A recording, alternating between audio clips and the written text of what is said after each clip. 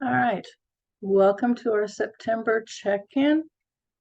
As always, we have our community agreements. A new quote for today: a good teacher is like a candle, it consumes itself to light the way for others, but hopefully we don't consume ourselves completely. Here is the link to the note taker in the chat. And Julie is going to add that for those who come after I have added it. We'll have, of course, I'm having the welcome now. I'm going to share a few PD opportunities, and then we're going to talk about the pathway to graduation for English learners. So that's our agenda for today. As always, our Missouri commitment to English learner success. This is our blueprint found on the DESE ELD webpage. And we're talking again about our shared responsibility to English learners, making sure that teaching and learning and preparing them to graduate from high school. As I shared last time, you can find professional development through our curriculum calendar on the DESE curriculum webpage. We have 2 upcoming facilitated webinars. The second part of the Bringing Language into Focus, Expectations, Functions, and Features will be on October 2nd. That was a 2-part. If you'd still like to participate, you can contact me, and I think I can still get you in to view a recording kind of last week's or last September 18th. And then you can participate in the October 7th and 2nd and have all of that information as well. We still have a few opening spots if you are still interested. October 1st through 6th, I wanted to remind you that Interface is going on. And then October 23rd, instead of having our normal check-in, we'll have the first part of another 2-part facilitated webinar, reading instruction with multilingual learners. That's limited to 40 participants, and you would sign up for both sessions again on the curriculum calendar. All right. And I shared this last time as well, but I wanted to kind of go over this with you again for the focus for our monthly check-ins.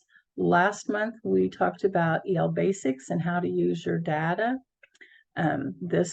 This month, we're talking about the path to graduation. Again, as I said, October will be that facilitated workshop. November, Rhonda Hittenberger-Ortiz, our Southwest male representative, is going to talk about multilingual learners and the special ed process. We won't have a December meeting. January, we're going to talk about grading and retention, since that's when we start thinking about retention and all of that. February, helping long-term English learners love learning. And then March, refugees and SLIFE. April, CTE and English learners. And then May, program evaluation. And hopefully we'll have some information on the 3-year cycle at that time. For some reason, it keeps giving me 2 slides at once. Let me go back here. So, all right. Again, we're going to talk today about graduation. One of our Show Me Success missions is to have all students graduate ready for success, providing them the access to opportunity and equity, teachers and leaders, efficiency and effectiveness. So what must the local education agency consider when they enroll English learners? So any student is entitled to a free public elementary and secondary education, regardless of their status. That's part of the Plyer versus Doe, what's covered in the Dear Colleagues letter. So I'm going to share a little bit about that more later. How do we register them? Well, to meet any of the federal and state requirements, they have to ensure that the registration policy for English learners is the same as for any other student. but we have to make sure that we provide access to, and that it's understandable in a language that the parents use and understand. So we cannot request any documents that reveal the parent's immigration status.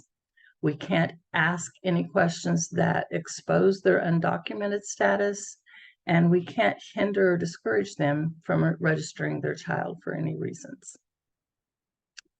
So anything that would be related to that, you can request after they've been enrolled.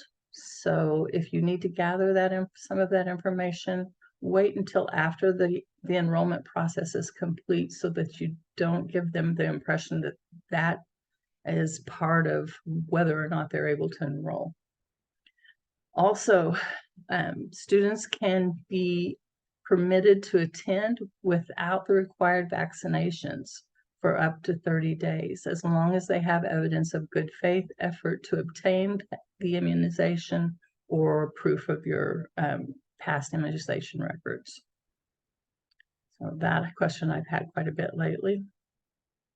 All children have the right to attend a full-time as long as they meet the age and residency requirements.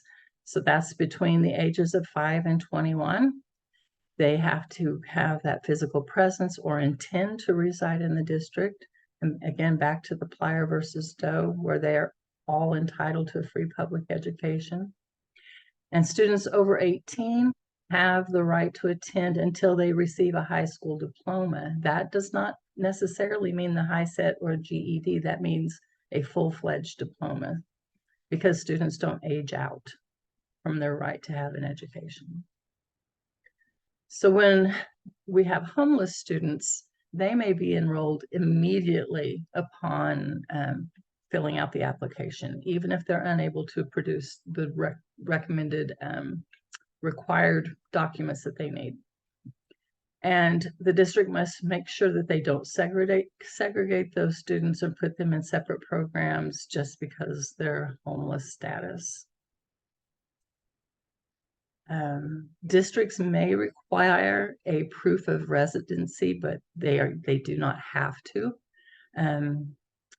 As far as if the parents, maybe they're homeless or something and they cannot provide you with any kind of documentation, you can actually go to the place where they're saying they're living and check to make sure that they are indeed living there.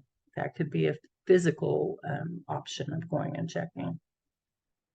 The school district may choose to include a state-issued driver's license among their documents, but again, nothing like that is required and shouldn't bar the student and the parents from enrolling in school. The school may request proof of age, but you do not have to have a birth certificate to enroll. There are other things that you can supply in place of a birth certificate. And the document that I have linked below kind of gives you some more information on that. And then this next section, there is a whole playlist by Roger Rosenthal on school enrollment, what is legal and what is allowed. And I invite you to watch all of those. I think there are 6 or 7. This first one that's shown here is the whole Plyer versus Doe. And I'm not going to go ahead and watch it now, but I wanted to provide it to you so that you could have that information. He goes into detail of what is legally allowed and what is not. Oops, and it's going to play. Let me go to the next slide. This is another organization called Let Us Learn, Schools for Every Child, and it's an initiative from the Lawyers Committee for Civil Rights under Law to protect those constitutional rights of all children. So if anyone has a question about whether what's going on in their district is lawful or violates the person's civil rights, they have an online intake form where you can ask questions or get information or issue some sort of complaint and see if you have a case that needs followed up upon. So this up, and where it's underlined above, that takes you to their website, so you can get more information on that if you're interested in having that information. So who's involved in, or should be involved in, enrollment and graduation plans? As far as enrollment, you have the admission representative, whether that's the counselor or a registrar in your district. Your EL staff, the parents, and of course the students should be involved in enrollment. Everyone has to have the language use survey. You may have some language or district assessments that are given, an educational background review, and a review of their transcripts. So all of that should be done at the enrollment stage. Then determining EL services, administrators, the counselors, EL teacher, and coordinator should be involved. And again, you're going to assess the student's proficiency level and find out what resources are available for the student. And then as far as placement and graduation planning, that's the counselor, the EL coordinator, teacher, content teacher, and the students and parents. And that's to determine the content in EL courses and plan the graduation. So education of ELs is responsibility of everyone, not just the EL department. And so especially administrators need to understand all of the legal requirements for serving ELs and whether they're following them in their district or whether there's more that needs done. And if you go to our blueprint for English learner success, it kind of walks administrators through all of those requirements. It's a good thing to look at with them if you want to solidify that information. And then counselors are the first contact for ELs and families, especially if they're the ones that are helping with registration.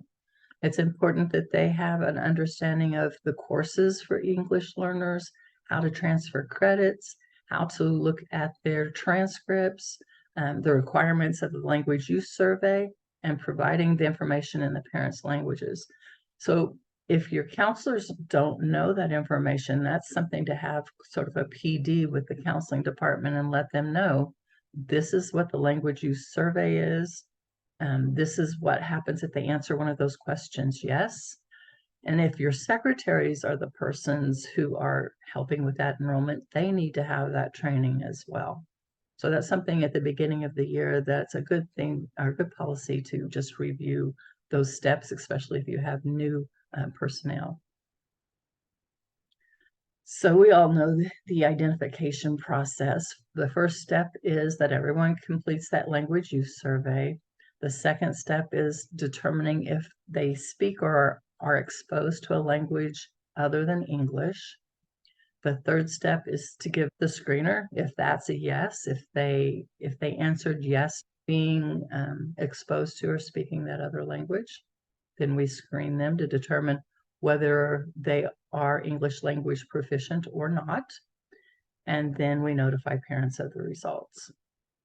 So just a little chart to share maybe with your counselors or whoever does the enrollment.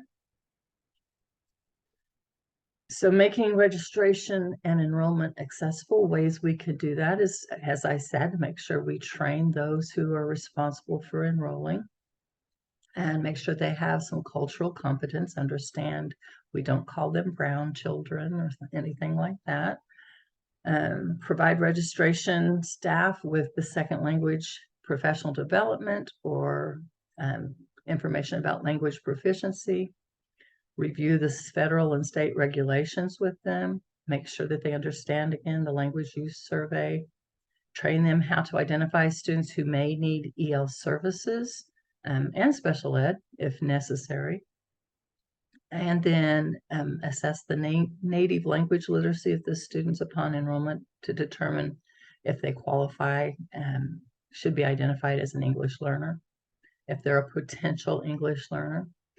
And then coordinate with the EL students, the program services, and the point of contact on your EL program.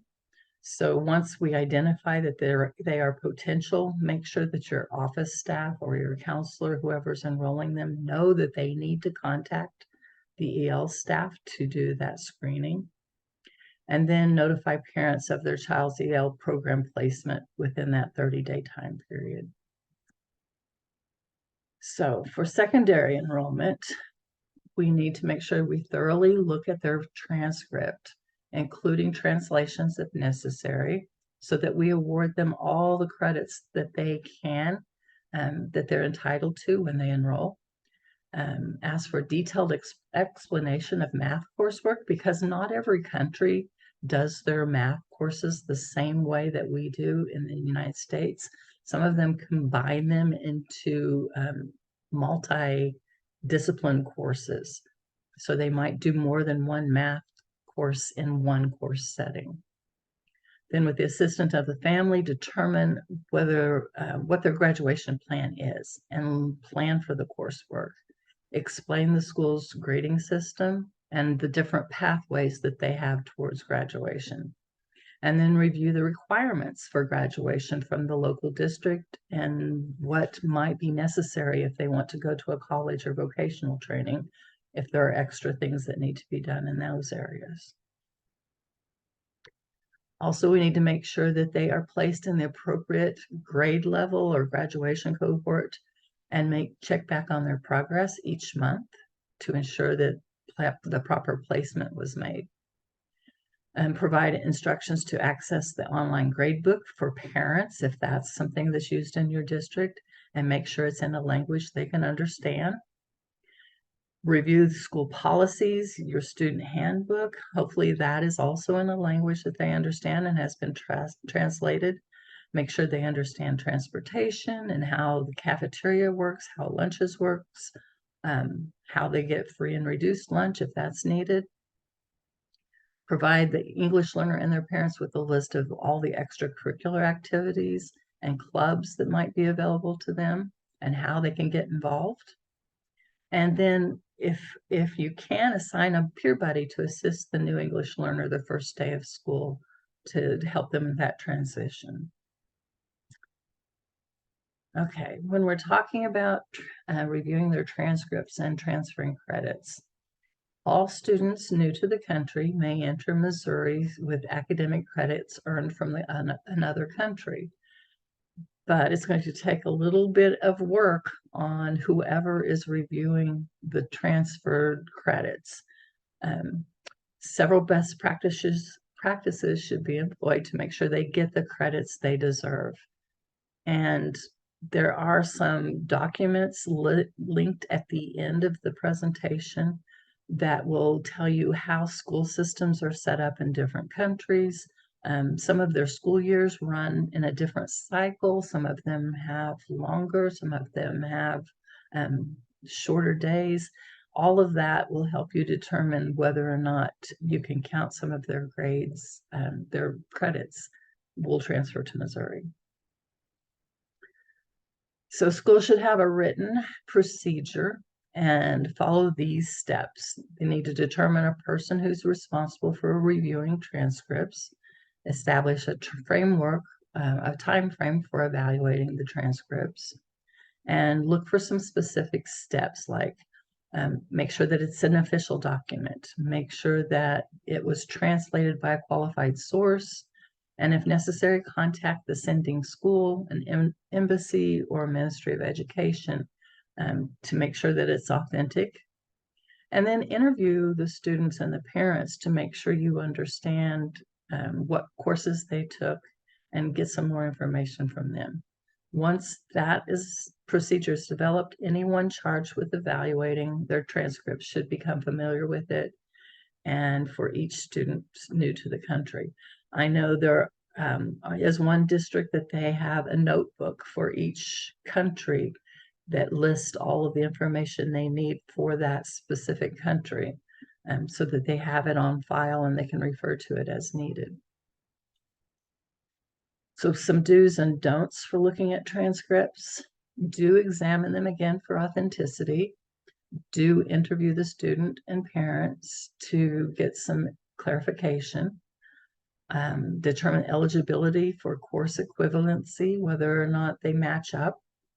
As I said, some math courses, they teach more than one, and the students may have several years of math that cover different math content. Update and transfer the student's official transcript when it's available.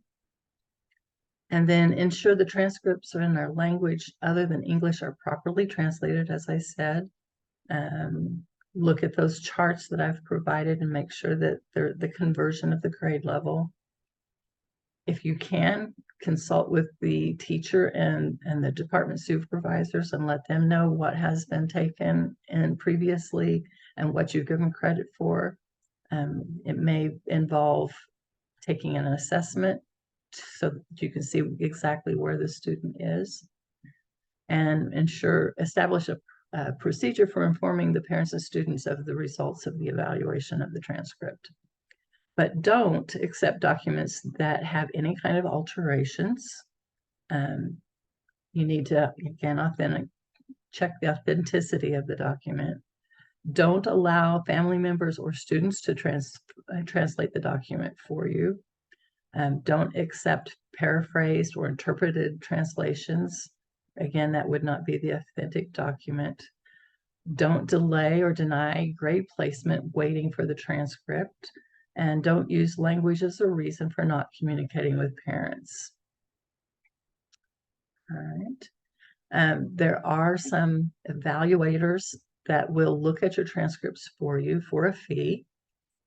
DESE does not provide translation of transcripts, but you are not really required to have it professionally translated or evaluated. It just needs to be someone who you are, is able to give you an accurate translation. And there's an article linked here that gives you some more information. This is a listing of all the foreign credentialed evaluation services that you can enlist for a fee. I'm sure there are a few more, but these are the most recommended. And then we do place students in grades based on credits. So if they come in with less than 5 credits, of course, they'd be a freshman. If they have 24 or more, they're ready for graduation. They'd be at the senior level. So this kind of gives you an idea of where to place them based on the number of credits that they have. Then if they come with no transcripts or formal records, you can temporarily place them by the age chart that's following this slide. Age grade parameters help make sure we don't put them too far below their age level. And we want them to be motivated to continue, so we don't want them to feel like we're demoting them or saying that they're less able because of their lack of transcript. So this is also outlined in the Dear Colleagues letter and should be taken into account when you're placing the students. The newcomer toolkit also says that students in grades 4 through 12 who have had disruption in their countries would be considered SLIFE. And so we have to make some accommodations for them as far as grade placement. But again, we go by their age appropriate placements. So if they're older than 15 or older, they should be placed at the high school level. And as I said earlier, some schools don't have 12 years of schooling. Their grade levels are not on the same increments as ours, so we need to look at the charts that are provided and see what how their school is set up. So if a student is improperly placed, it's important to consider all kinds of factors to avoid that in the first place. Don't rely solely on the report cards and the transfer card. Make sure that you look at their academic history. Just don't look at their native language as a weakness and disregard gaps in their education. We need to look at what they're able to do. So we're looking at that can-do philosophy. If we put them in the wrong place, sometimes that results in a lack or loss of instructional time, unnecessary retention in a grade level, and sometimes erroneous referrals to intervention and referral services. So we need to make sure we get them in the right place and that we're not, we haven't put them above or below where they really need to be. Some considerations: schools should make a difference for diverse learners. They must have a willingness to accept and embrace and navigate with complexity of teaching and learning in collaboration with others. So whatever approach, we have to recognize and build upon the identity, language, and knowledge that our English learners possess and bring with them. That's something we should keep in mind as we're doing and working through this process.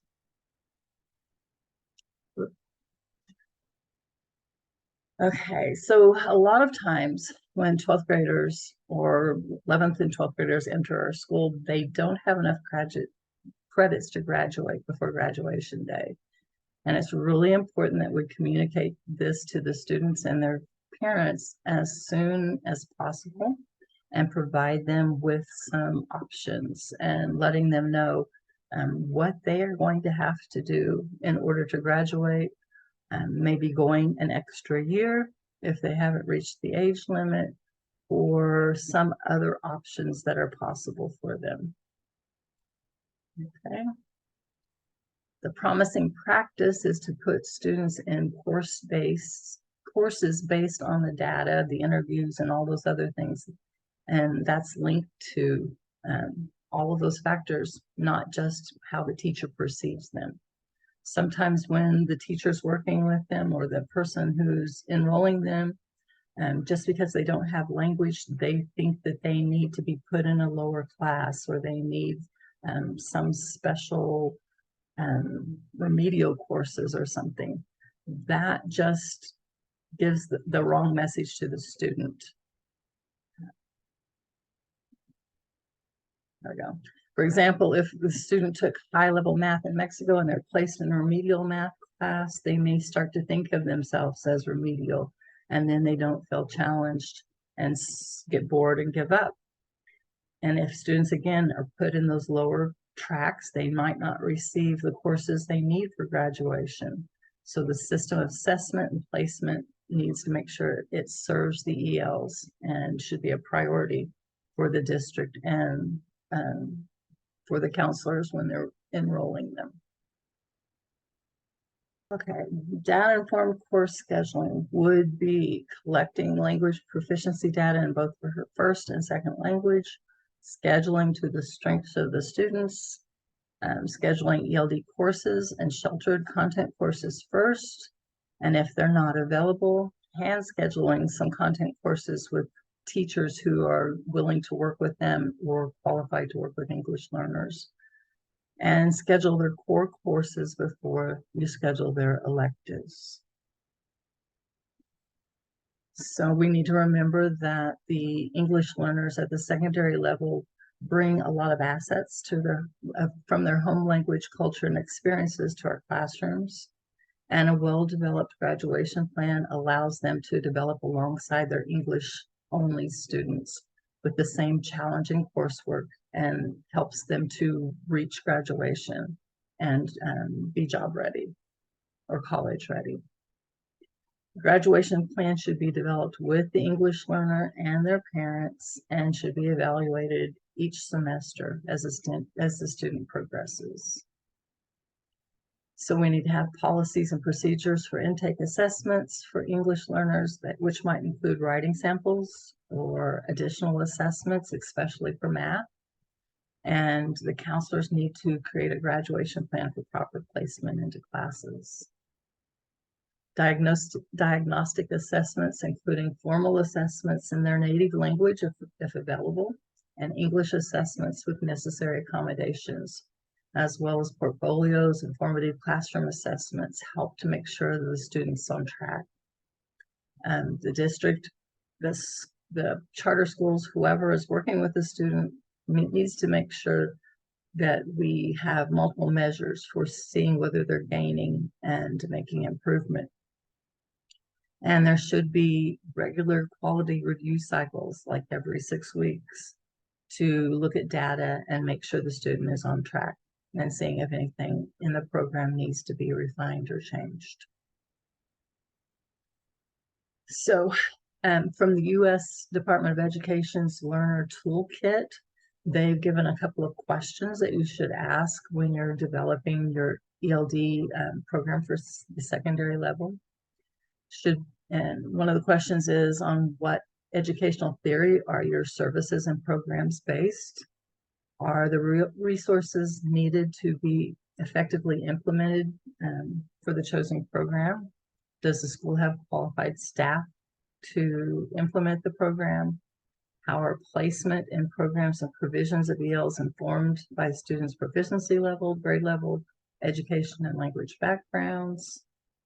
Are the services and programs provided to all eligible ELs regardless of scheduling conflicts, grades, disability, or native language? And that's a big one. Does the chosen EL program include instruction aligned to the state's standards and content standards? Do the services and programs provide ELs in all grades with equal opportunities to participate meaningfully and equally in all the curricular and extracurricular programs? And are EL services and programs designed to provide more intensive instruction for ELs who are the least proficient in English? So do you have things to challenge the students, even though their proficiency level may not be as high at proficiency? And then are ELs at the highest levels of the ELP continuing to receive services until they've been exited? So that means those students who reach a level 3 proficiency, are you still serving them? Or are you putting them in the classrooms and expecting them to survive on their own? We can't exit them until they reach a 4.7, so we should still be serving them until they reach that level. Are there additional EL services and programs available for ELs who have not made expected progress, like our LTELs? And what criteria are you using to evaluate your program and determine if it's meeting its goals? Those are all questions that the U.S. Department of Ed wants to make sure that we address when we're looking at these students. For example, are there processes and criteria in place to monitor English learners across programs, both in academic content and their English language proficiency? Are there processes for modifying and replacing the ELP program if data shows that the students are not making progress in a reasonable time period? And is there a process for monitoring after exiting the program to make sure they're still being successful? All right, this is a sample from one of the districts here in Missouri of their process. So they have questions that they consider before, during, and after their graduation plan development. Prior to enrollment, they have a conference with the parents. During the graduation plan development, they have these additional questions that are asked. And then after the development of the plan, they go back and revisit to make sure that they're on track. And then these are the steps that they follow.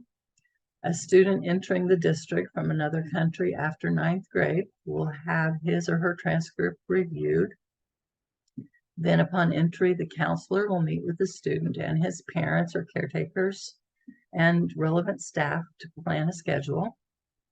If they have a bilingual liaison, the ELD teacher, director of student programs may also set in. The counselors will refer to a sample schedule for ELD newcomer students. And while the students may be asked about their post-high school career plans, they may not have enough understanding to make those kind of goals at that time. So they want to make sure that they're aware of that. This counselor will work with the student and his parents and the appropriate staff to make a plan for graduation within 4 or 5 years of high school.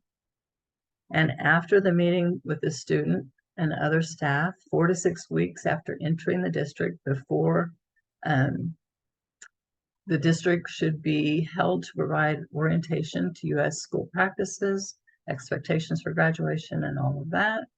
Counselors will refer to questions and considerations before, during, and after for the plan development as they lead this in future meetings. So the student and the family will talk about their post-high school goals. The counselor will use the information to sign the coursework and help to make their graduation plan. And that plan may vary from the 25 credits outlined at this district, the 24 that are required for the state. The student entering the school as a senior may have some courses waived. And so that's a discussion from the district itself. And then some ELD courses may be used to meet their ELA requirements. When the graduation plan is agreed upon, it's signed by all of the participants, and it's made available to stakeholders who support the student. And for unaccompanied minors, this plan, the ICAP, should be submitted to the district homeless liaison as well. And then they'll continue conversations with parents and the student as the student transitions and goes through their high school to graduation. This is the individualized graduation plan that is signed. So they fill out who it's been created for, what their plan is, and then there's a place for everyone involved to sign. So that's just one district's graduation plan. Then the ICAP was mentioned. From the day the student arrives at high school, the guidance counselor should begin to develop their graduation plan. It may not look like the graduation plan for native English speakers. It could very likely be very different. This comprehensive school-wide program includes qualified ELD teachers as well as content teachers who are able to shelter grade level content for English learners. They must provide qualified staff, continuous professional development to teachers, and design and implement curriculum that prepares them for college, our English learners. Hey, Cammie. And so there's, yes. Sorry to interrupt. Go ahead. There's a little bit of a conversation in the chat. I don't know if you want to take a second and talk about it maybe. So Lynn was asking about 17-year-old with no credits, no high school experience, maybe doesn't have a transcript, I'm not sure, but basically that student would be pretty much put in 9th grade or at least freshman status. And then Rebecca Soriano was chiming in with sometimes it's difficult placing 17-year-old in freshman classes. And then, I mean, you can see the chat yourself, but then do you want to, I mean, either Lynn or Rebecca want to talk to what they're seeing, or maybe Cammie, do you have any thoughts on that? And I can speak to what I'm saying. We are seeing more and more SLIFE students who come in, maybe from Guatemala. They get through 6th or 7th grade, and culturally, that's where a lot of students end school. But they get here to us as a 17-year-old, definitely have gaps in education. We have this encouragement to get every kid done in 4 years, one way or another. So if they get placed as a age-appropriate grade as a junior, well, they have never had 9th and 10th grade content, but they're also, they don't have enough credits, so they would, if they were a non-EL student, they would get pushed towards a Missouri options pathway that they're definitely not ready for. Right. So in those upper age level students, should their grade placement be by age, or if they're in high school, should it be based on credit history or school experience? Yeah, we can't do it on school experience. We can based on credits. And as far as age, we can go as far as one grade level below their age appropriate. So you can go down one grade level. So that would be a sophomore. Right. And that's as low as we can go. But again, when you're working with those students, you need to sit down with them and their parents and have an honest conversation with them and just say, this, if you want to graduate with a diploma, you are really going to have to work hard. You're going to have to do all of these things and get to this level. What are your plans? What are your goals? What is your desire by the end of this period when you're with us? And let them kind of drive the conversation.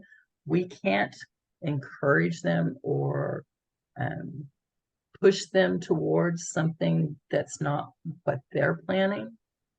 I'm talking about kind of pushing them out to do GED and things like Yeah. that. We really should not push them in that direction because they have the right to go to school, and Absolutely. they may be able to, you know, pick things up quickly depending on the students. Some of them may be very, very bright and motivated and really get in there and accomplish great things that we didn't expect. So we need to give them the option and help them along with this planning. That's why I said it needs to be the families involved from the beginning. What are your goals? What do you want? What do you want to do? If that's what you want to do, this is what you're going to have to aspire to. It may take summer school. It may take coming in and working before and after school with a tutor. I mean, we have to put it on them and let them make the decisions of how much they're willing to work towards accomplishing that. Or if they're not really after the diploma, at least get them to the point where they could get a GED or be ready for a job or take that CTE path if necessary. Does that make sense? Does that answer the question better? It does. I want to make sure that they know it's okay to continue after they're 18. Right. And so it becomes more a data point for cohorts for MOSIS concerns. Just to make sure admins and counselors know this is somewhat normative to continue Right. after 18 if they come in later. Right. And that's I just wanted to, I go just ahead. wanted to mention that it's, when I say it's tricky for administrators, some of these students are, I don't want to, I guess it's come to me as almost a safety concern. So, you know, they can stay in for many years, but they're physically more adult. And so I don't know how to say it, but you know, they're physically adults and there's concerns about safety, and it's not necessarily the EL families, it's the other families. So I would love some guidance about what I should be saying to administrators about that. Besides, it's the law. I guess that's it. Right. Yeah, again, sitting down and having conversations like that with the families, I guess. But like I said, it's not necessarily the EL families, it's the other families that have children in class with other children that are adults. Right. And again, it's a difficult place that we're put in, especially if the students are lower proficiency or lack formal education to this point. Those might be instances where you guide them towards an alternative classroom if you have those available in your district. That's what they want to do right away, and we have mitigated that. Right. But now it's to your point, it's also a matter of educating more the administrators too. So I understand what you're saying. I get it. Yeah, unfortunately, our hands are tied sometimes on what we can do as far as the legal ramifications. We don't want to put ourselves in a position where we have a lawsuit against us because the person feels that their rights were violated, because they do have the right to be there. And as Tracy says in the comments there, special ed students can stay for years beyond their age. So it's kind I of the think same it's just, situation. personally, I think a lot of it is that we just have not had, I'm going to speak for my own district. We need to spend more time with professional development with administrators around EL. I think a lot of it is Yes. it's just lack of knowledge and Agreed. understanding. So that's on us. We can do that. Well, and I'm going to be sharing information about enrolling English learners with counselors in the next couple of weeks at their counselors conference. So hopefully we can get them up to speed. The goal of this is to kind of make things more consistent statewide so that we don't have students who enter one school and then transfer to another district and then their credits not be accepted or it be completely different. So if we can make this more consistent across the state, I think that would be very helpful to our English learners. To help. All right, so how do we set them up for success? Again, as you were just saying, we have to make sure our teachers are trained. We have to provide that professional development and make sure we have the curriculum that prepares them. And then there is a new ICAP out, and this legislation from 2016 says that we may develop, with help from the school's counselor, a personal plan of study, which is the ICAP, and that should be reviewed regularly and as needed by school personnel, the student's parents or guardian, and updated upon the needs of the student. The plan, if they do create this plan, there are some rules that go with it. So each plan shall present a sequence of courses and experiences that can conclude with the student reaching his or her post-secondary goals, with implementation of the plan of study transferring to the program of post-secondary education or training upon the high school student's graduation. So the plan shall, but not limited to, graduation requirements, career post-secondary goals, coursework or program of study related to career, and it shall, if relevant, opportunities that the district or school may not directly offer, grade appropriate career-related experiences, student assessments, interest inventories, academic results, all of those things should be reviewed and offered. So this is what the ICAP looks like. This has pull-down menus now where you can pull down the pathway of study. As far as EL is not listed there, but it could be put under the other. And then you put the goals, what the student and the family, when you have that discussion with them there. And then their list of, these are the required credits for the students. And then your plan for each grade level by semester. So the best practices is that this should be reviewed each semester with parents and guardians to make sure that they're on track and that the courses are appropriate. There is the CTE pathway that you can substitute some of the credits out if they're taking that pathway. Let's see. And again, this shall be reviewed regularly as needed. And it needs a parent and signature each time it's reviewed.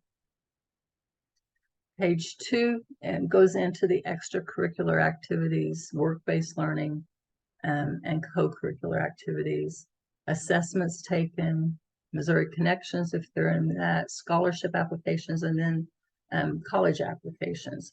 And then it lists the graduation credits there at the bottom. So these co-curricular could be the extension of learning experiences, work-based, they could have digital versions here, and then extracurricular offered or coordinated by the school, but not necessarily connected to academic learning.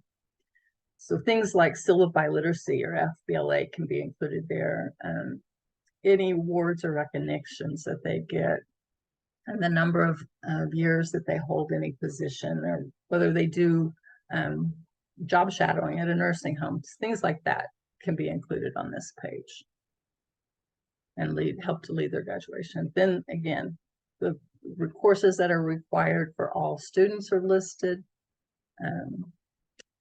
But from our DESE handbook, students who transfer from another state or country could maybe not need the 24 credits as defined by Missouri. It has to be a district approved plan. So if you have another plan that you're taking into consideration what the student has done, what they've acquired, different transcripts, you might adjust their plan somewhat, but it has to be district approved. And usually it goes before the board of the school board to get approved. And this is kind of spelled out in the graduation handbook, which is linked at the bottom.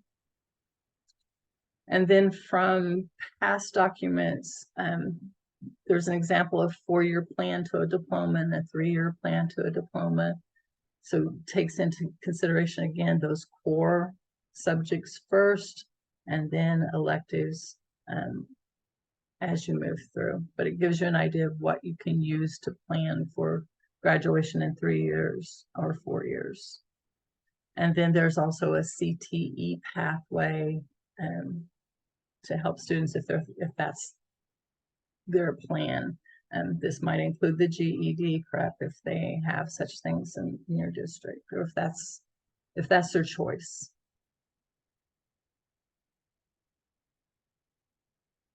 Oops.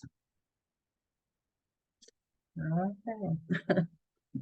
We also have regional career advisors that can help with implementation of ICAP and Missouri Connections. So I don't know if you're familiar with each of these persons. They are by region, so you can get their input and help when setting up plans for English learners or students with special circumstances. And they're willing to help you. There are some things here that you could refer your counselors to. Understanding the challenges of English learners and increasing college-going culture. This is specific to school counselors.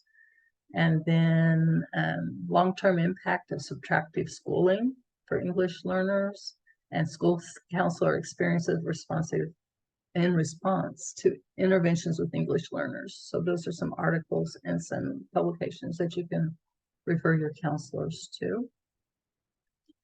And then these are just some resources and websites for more information on working with secondary students, immigrants, and refugees as far as enrolling in the path to graduation.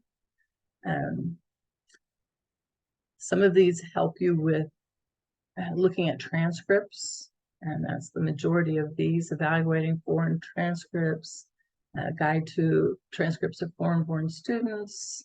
And many of these are just how to look at their transcripts and what credits are offered and what their school year is like, what their grade levels look like and all of that.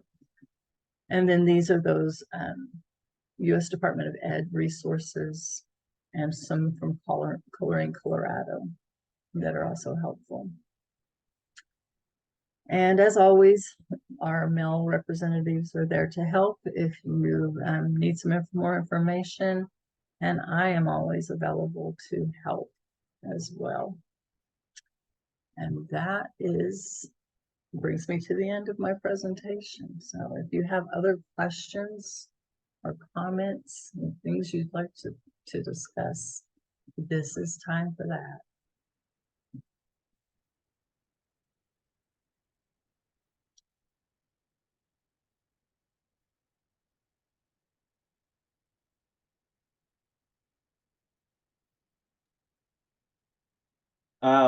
A GED, what is that? So first of all, I don't know what Missouri Options is, so I'm curious what that is.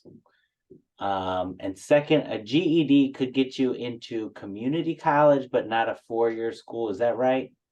I believe that's correct, Rob. Yeah. Okay. And what is Missouri options? Um, that's, I haven't really looked at it in depth.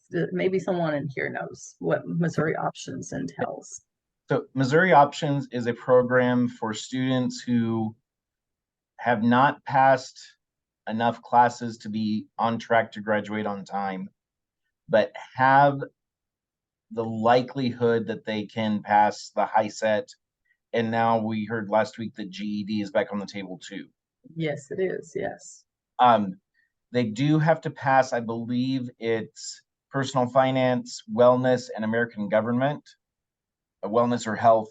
And then they have to score a certain number of points in each of the core areas, I believe, and that leads to a district diploma with this alternative pathway using a combination of those 3 course credits and a passing score on the high set.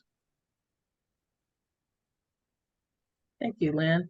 I had kind of an idea of what it was, but I do not know the specifics. That's very helpful. So the most problematic situation is an older student, 17 years old, comes to high school, doesn't have a transcript at all, so like pretty much no credits can be awarded. It's very unlikely they're going to earn 24 credits and be able to graduate.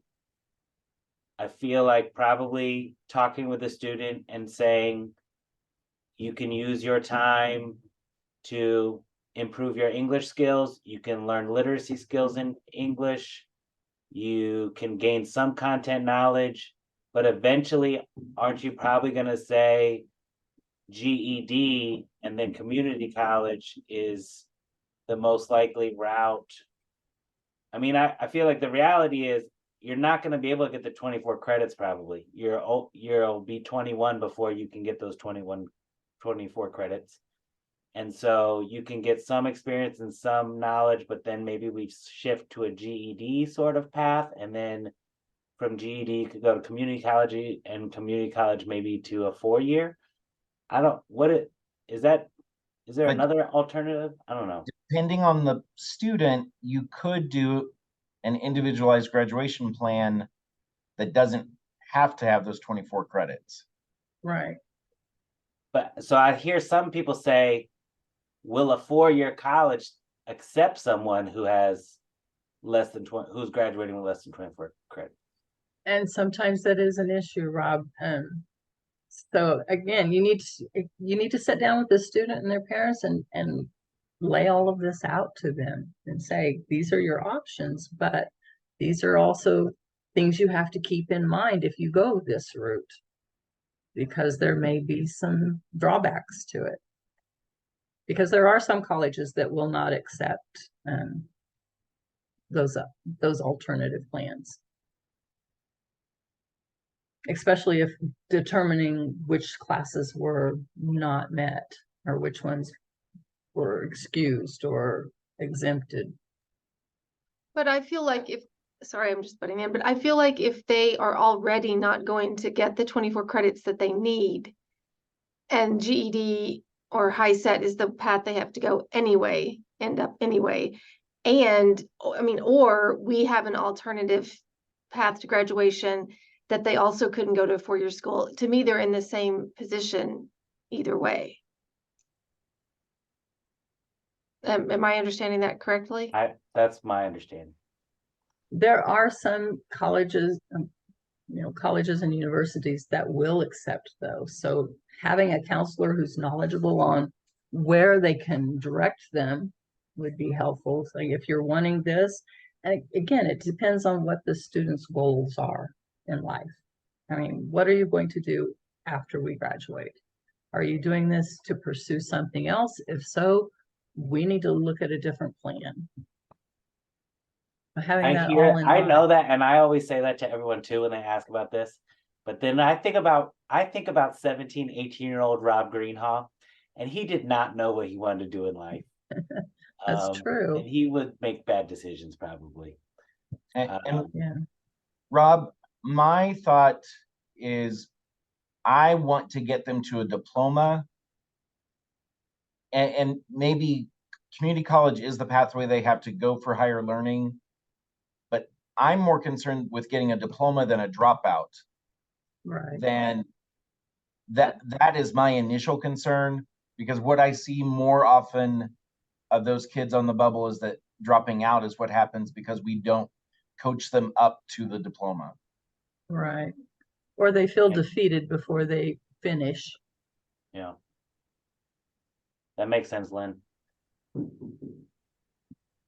How I know there's like English for academic purposes classes in like community college. Are they, I don't have a very good sense of how much community colleges are willing to work with students who aren't English proficient. Do you feel like some are better than others, or in general, they're used to getting a fair amount of students who need assistance? I think there are more that kind of are more willing to accept, like Crowder, for example, down in Neosho. I know they're very welcoming to non-English speakers and have lots of programs that are set. I think Warrensburg also has programs that welcome non-English speakers. So I think it just depends on where you go.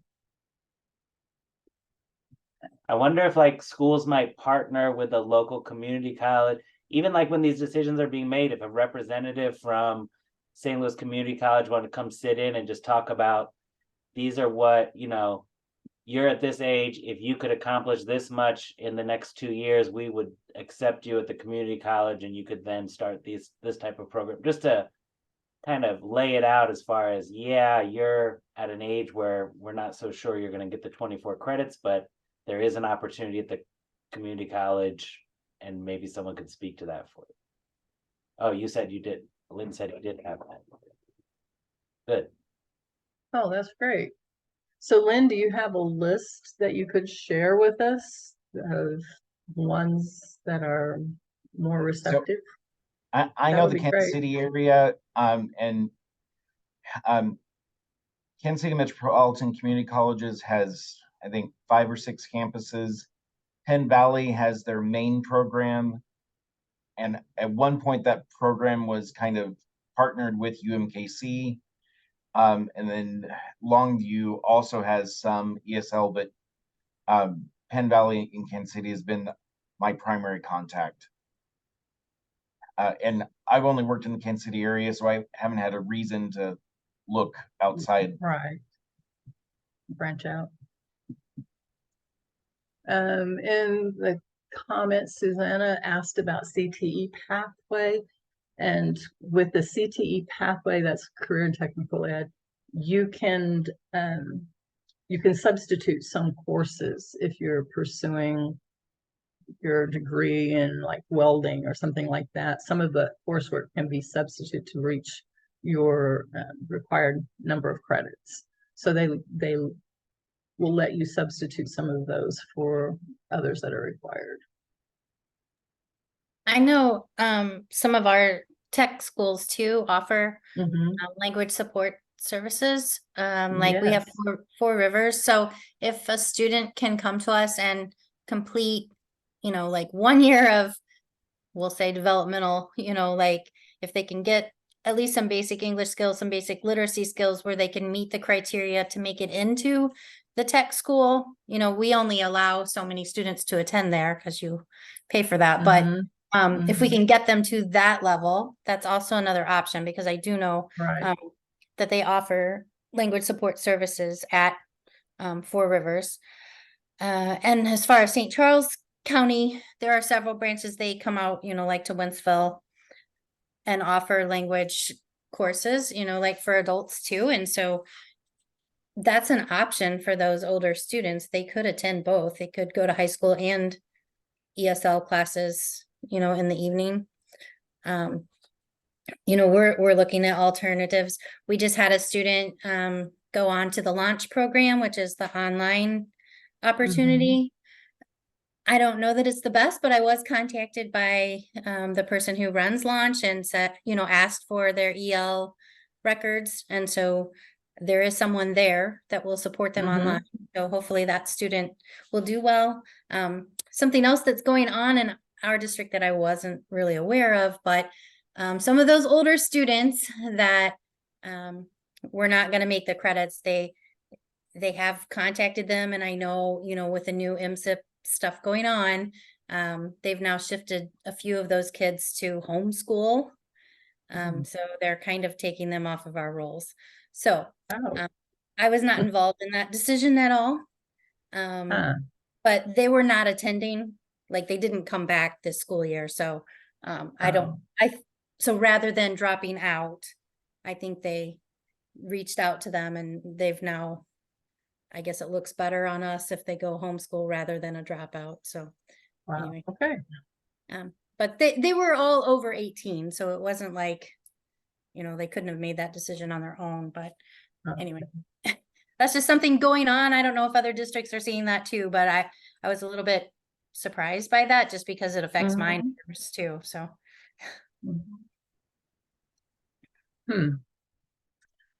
Well, I wanted to thank Lynn. He's shared a lot of information that they do in his district with me. If any of you have things that you're doing with graduation requirements and meeting the needs of the students that you feel really works, I welcome you to share those with me. You can add them to our note taker. You can email them to me directly. Again, I want to make this something that is consistent throughout the state of Missouri so that we can make this more equitable for our English learners. So that it's consistent across our state. I think that's important. So if you have something that you are willing to share, if you have a document or a process that you're using that you find helpful, please share with the rest of us.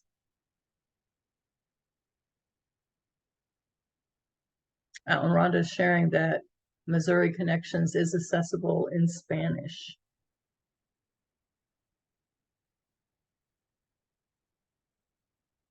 And teachers can have Missouri Connections account in case the LD teacher wants to use that resource with their English learners. I was not aware of that.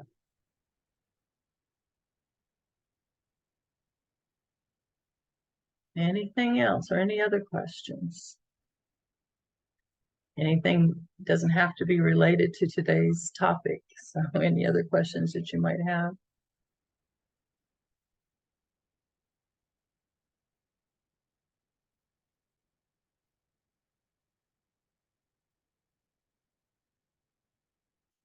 All right, well, if there are not any other questions, that brings us to the end of our discussion today. Excuse me. I made it clear to the end without sneezing. You all have a great evening, and I look forward to visit with you next time. Thank you very much.